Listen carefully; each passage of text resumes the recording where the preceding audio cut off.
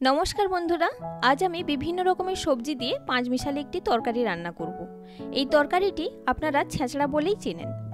যে কোনো দিন, বিশেষ করে নিরামিষ দিনে বা খিচুড়ির সঙ্গে পরিবেশন করতে পারেন এই ছেঁচড়া। তাই আসুন বন্ধুরা, আজকে শিখে নিন ঠাকুরবাড়ির স্টাইলে ছেঁচড়া রান্নার রেসিপি।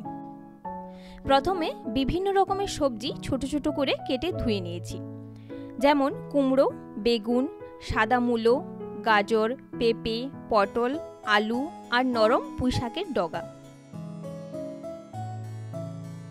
এরপরে কড়াতে 1 টেবিল চামচ সর্ষের তেল দিয়ে প্রথমে বেগুনগুলো একটু হলুদ দিয়ে হালকা লাল করে কষিয়ে নেব। একই রকম ভাবে প্রত্যেকটা সবজি কষিয়ে নিতে হবে। এভাবে কষিয়ে নিলে কাঁচা সবজির গন্ধটা চলে যায় এবং তরকারির টেস্ট খুব ভালো হয়।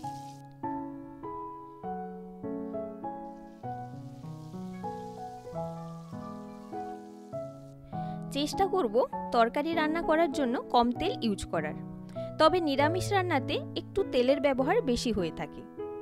এক এক করে কুমড়ো, আলু, গাজর কষিয়ে নিয়েছি। শেষে পটল আর বিনস বা বরবটি কষিয়ে নিতে হবে।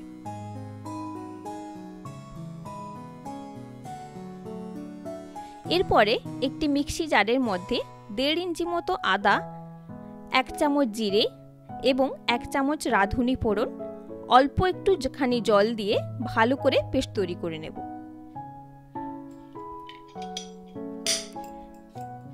খুব ভালো করে এইভাবে পেস্ট তৈরি করে নিয়ে একটা বাটির মধ্যে ঢেলে রেখে দেব। এবারে কড়াতে বাকি তেলের উপর 2-3টে শুকনো লঙ্কা অল্প একটু ভেজে নেব। এরপরে দেব 2টো তেজপাতা। তেজপাতা আর লঙ্কা একটুখানি তেলে ভেজে নিতে হবে।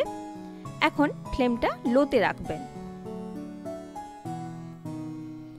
এবার এর উপরে 1/2 চামচ 5 ফোড়ন দেব। 5 ফোড়নটাকেও একটু ভেজে নেব।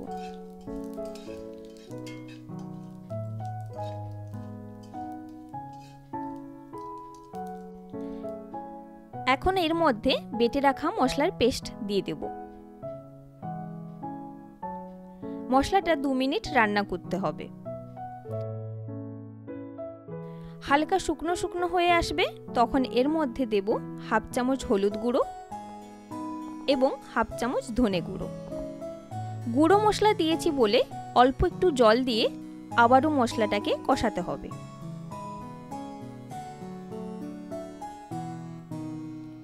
একদম শুকনো শুকনো না হয়ে যাওয়া পর্যন্ত এভাবে কষিয়ে নিতে হবে।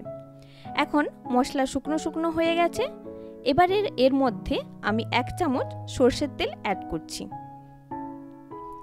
একটু নাড়াচাড়া করে নিয়ে এবারে দিয়ে দেব মূলো, পেঁপে আর পুঁইশাক।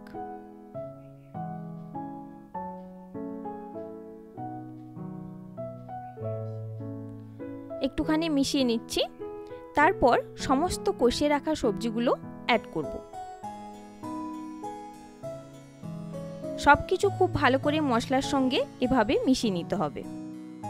এবারে এর মধ্যে স্বাদমতো লবণ যোগ করব এবং আরো 2 মিনিট এভাবে নাড়াচাড়া করে নিয়ে ঢাকনা চাপিয়ে দেব।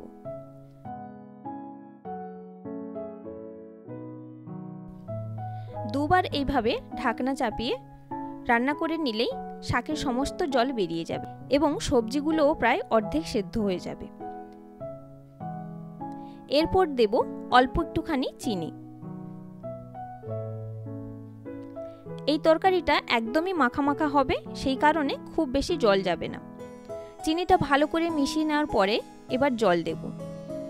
1 কাপ মতো আমি জল যোগ করছি।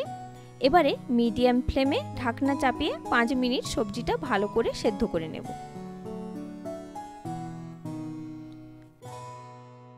এখন সমস্ত সবজিগুলো একদম সেদ্ধ হয়ে গেছে এবং তরকারিটাও বেশ মাখা মাখা হয়ে যাবে। আরও একটুখানি নাড়াচাড়া করে নিয়ে তরকারিটা একদম মাখা মাখা করে নিচ্ছি।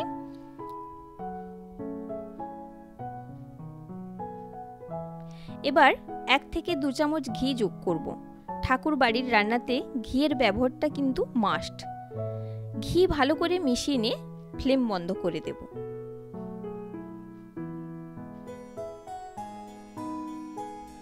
নিরামিষ দিনে আপনারা এই সবজিটি গরম গরম ভাতের সঙ্গে বা রুটির সঙ্গে পরিবেশন করতে পারেন।